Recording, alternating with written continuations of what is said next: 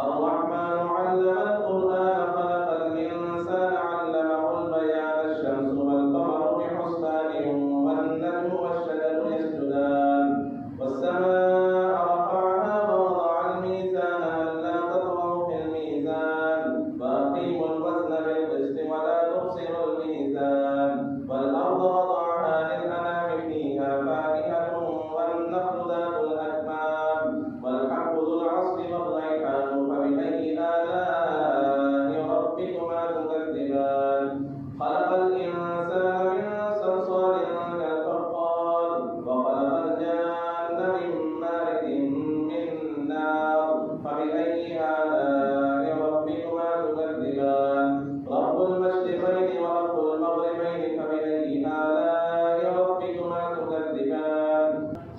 مرج البحرين يلتقيان بينهما برزخ لا يبغيان فبأي آلاء ربكما تكذبان يخرج منهما اللؤلؤ والمرجان فبأي آلاء ربكما تكذبان وله الجوار المنشآت في البحر كالأعلام فبأي آلاء ربكما تكذبان كل من عليها فان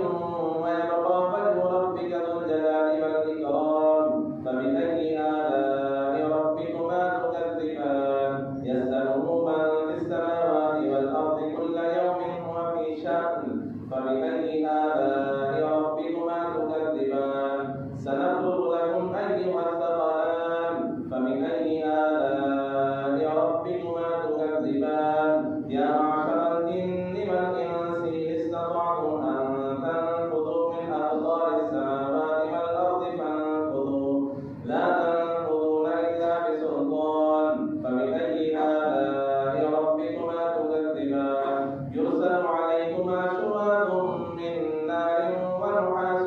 فلا تنتصران فبأي آلاء ربكما تكذبان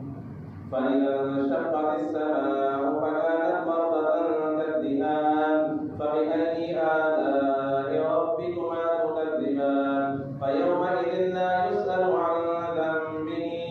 إنس ولا جان فبأي آلاء ربكما تكذبان يعرف المجرمون بسيماهم فيؤخذ بالنواصي والأقدام فبأي آلاء ربكما تكذبان هذه جهنم التي يكذب بها المجرمون يطوفون بينها وبين حميم آن فبأي